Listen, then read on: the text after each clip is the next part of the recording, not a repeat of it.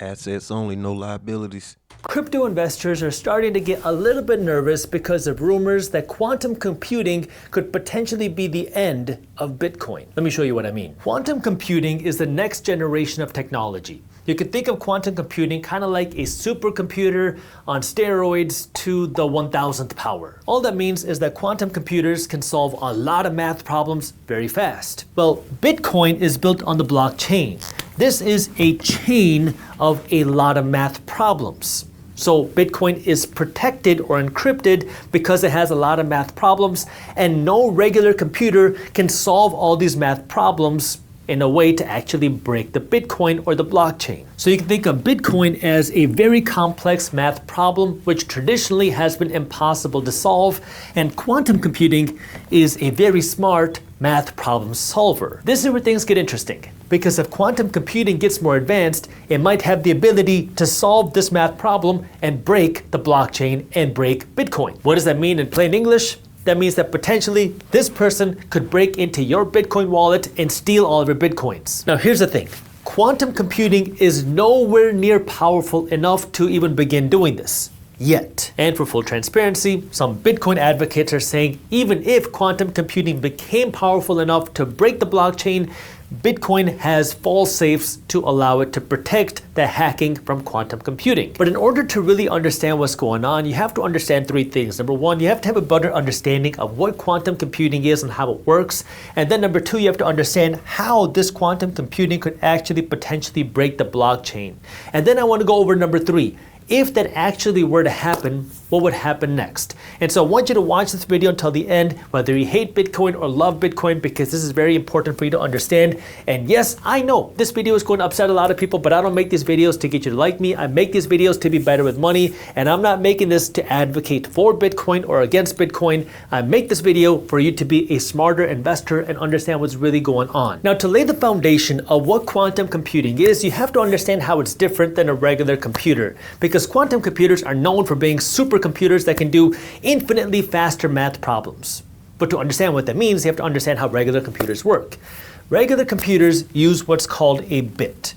Quantum computers use what's called a qubit. And the reason why qubits are so interesting and so powerful is that they have the ability to solve multiple math problems at the exact same time, versus regular computers with regular bits have to solve one math problem at a time, so it's kind of slow. But that's just the beginning. The reason why quantum computers can become so powerful is because you can stack qubits together to solve multiple math problems at the exact same time at an infinitely faster rate, which you can't do with bits. Because if we stack multiple bits together, you can still only solve one problem at a time, versus here, if you start stacking qubits together, you can solve a ton of math problems all at the exact same time, which means you can do complex math problems in a much shorter period of time. Let me show you what I mean. You may have heard of a 128-bit computer. It's pretty common nowadays. Well, let me compare a 128-bit computer processing power with a 128 qubit processing power. This 128-bit computer has the ability to do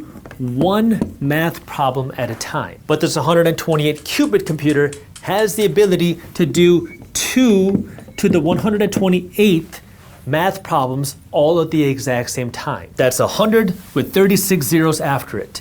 This is how many math problems a 128 qubit computer can do at one time, versus a normal 128-bit computer can only do one math problem at a time. Well, That is that's insane. what that means in practical terms is what would take a normal computer billions of years, with a B, billions of years to solve, would take a 128 qubit computer a few seconds to solve.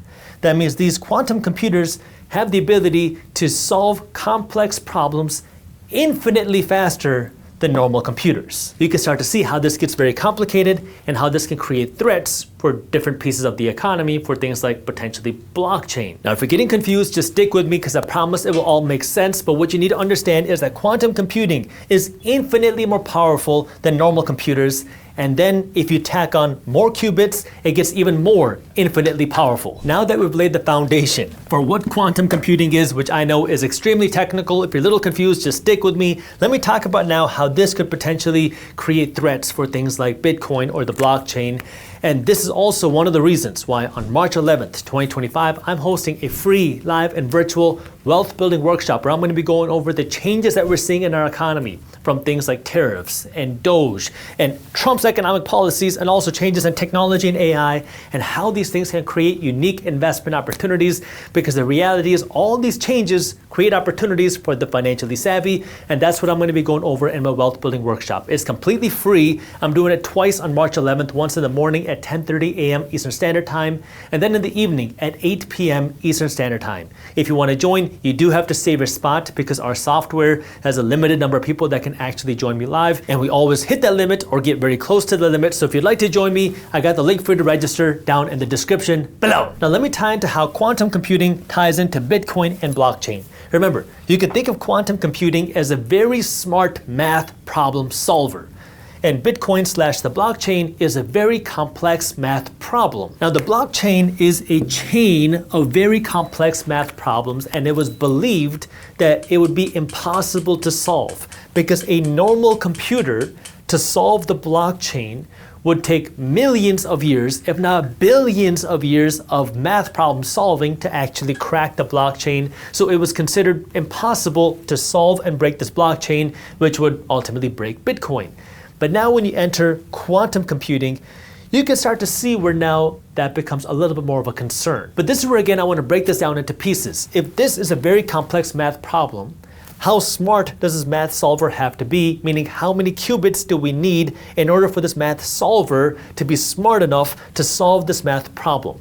And so I did some digging online, and what I saw is that some sources said that we would need a 4,000 qubit computer, and other sources said that we would need a 4 million qubit computer that would be smart enough to be able to break the blockchain. You can see that this is a huge range, 4,000 to 4 million qubits. And the reason why it's such a huge range is because most people, pretty much everybody, including myself, have no way of calculating how much of this you would need to break that. But even if we stick with these assumptions that experts have created, how long will it be until we get there, and where are we today with quantum computing? Well, one of the most recent breakthroughs in quantum computing came by Google when they announced Willow as a state-of-the-art quantum chip in the end of 2024 with 105 qubits. So as of now, the top tier is about 105. But if we get to here, now we have potential risks to the blockchain. So based off of where we are today, technology is still nowhere near powerful enough to be able to break the blockchain. But the question is, will we ever get there? And if so, how long will it take? And this is where, again, I did some digging. And what I found is that some companies believe that we will see 1 million qubit computers within the next decade. And then IBM put out a report where they claim that they will have a 1 million qubit chip by the year 2030. Now, whether they actually achieve that in the time span is a whole different story. We'll see what actually happens. But it looks like we could potentially see a 1 million qubit computer at some point in the not too distant future. And by the way, as a little fun fact, to really show you the rate at which technology is accelerating, back in 2019, IBM put out this report where they launched a 53 qubit chip, and that was just 5 years ago. So 5 years ago, IBM was celebrating a 53 qubit chip. That was put out this report where they launched a 53 qubit chip, and that was just 5 years ago. So 5 years ago, IBM was celebrating a 53 qubit chip.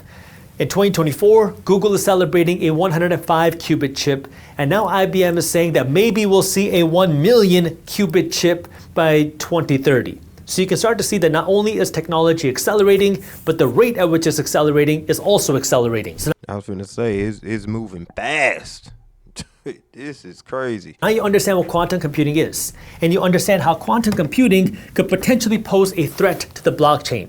Now let's take it one step further and understand if quantum computing is smart enough to break the blockchain, what would happen then? By the way, if you'd like to stay up to date on what's happening in the top financial news stories like this, my team at Briefs Media publishes a free daily newsletter called Market Briefs, where we break down what's happening in things like the economy, stocks, housing, crypto, and the global economy into a fun, witty, and easy to read newsletter. And it's completely free, and you can read it in less than 5 minutes every morning. And I also have that link for you down in the description. So now let's play through this hypothetical. Let's assume it's the year 2030 or 2035 or 2040. And now we have these quantum computers with millions of qubits that are smart enough to solve the blockchain problem. then what? Well, this would also mean that this quantum computer could pose a threat to our entire financial banking system. Now, of course, you bet that there would be a whole industry now trying to stop these threats, the banking system, fighting quantum computers with more quantum computers. But the blockchain still kind of leaves itself a little bit exposed because it's a math problem that everyone was hoping would never get solved. Well, at first glance, you might say the United States government should regulate quantum computing. That way, it doesn't end up into the hands of bad people in the United States. That way, your Bitcoin is protected and the blockchain doesn't get broken into. And sure, the United States government could do that, and they might do that, but that doesn't mean that somebody in China won't do that, or that China will not regulate against that. And we know that Bitcoin is not just a United States thing, it's a global thing, so you still have a threat there. Now this is where I don't want to get too technical, but Bitcoin / the blockchain has two different locks, two different encryptions, SHA-256 and ECDSA-256. These are abbreviations. You don't have to worry about what these are, but just understand that these are the locks on Bitcoin. These are the math problems that would have to be solved. And if these were to be solved by quantum computing with a super smart quantum computer, which I guess is theoretically possible if you have a 1 million or multi-million qubit computer, which I guess is possible at some point. If that does happen, then you would be potentially seeing these locks being unlocked, which could break the blockchain and allow people to hack into Bitcoin. But Bitcoin then has one more fail-safe mechanism. Remember, these are supposed to be the strongest locks in the world because a normal computer would take millions, if not billions of years of math computing to be able to solve the problem, to be able to break this chain. Quantum computing could potentially do it a whole lot faster if it continues to get more advanced. But if it does break this, it looks like Bitcoin / the blockchain has one more fail-safe. Based off of my research, Bitcoin has a system where if these two are broken into, then it would create a new lock, which is a quantum. I was just finna say that if that happened, they're just gonna make some more problems to solve. Easy. Quantum resistant lock. And what that means is it would then create an even more complex math problem. Now that this, in other words, y'all ain't getting away with that money that easy. You ain't getting away with that money that easy, man. quantum computer would not be smart enough to solve, which then poses the exact same dilemma again. If we create now a smarter computer that's smarter than a 1 million or a 2 million or a 4 million. The cycle never stops. That cycle ain't never gonna stop, man. Y'all ain't never gonna get enough money to where this kind of stuff don't even exist. It's like, why y'all gotta, how did Bitcoin even, how did we get here? Like, I'm so confused, I don't even know what to say. Like, this is crazy. This is real life too. This is nuts. Qubit quantum computer, how long will it be until that math problem gets solved again? So you can start to see things start to get very complex. Things start to get extremely powerful and things start to get extremely confusing. Very fast. But it's all a game of math where these computers are math solvers and the blockchain is a math problem. These are people trying to solve the problem. These are people trying to create that problem. And if the problem solvers can grow significantly faster than the problem creators, now you have risks to the blockchain. But that risk doesn't look like it's going to be anything that you need to worry about right now. But it might be something you want to think about for the long term. So now I want to hear about your thoughts. Is this something that you would be concerned about? No, not right now. I doubt that we're ever gonna solve those problems, especially probably not even in our lifetime, but they talking about solving it in 2030. I don't believe that. I'm open to being wrong though. But till then, let's keep on investing. Let's get this money, y'all. Assets only, no liabilities.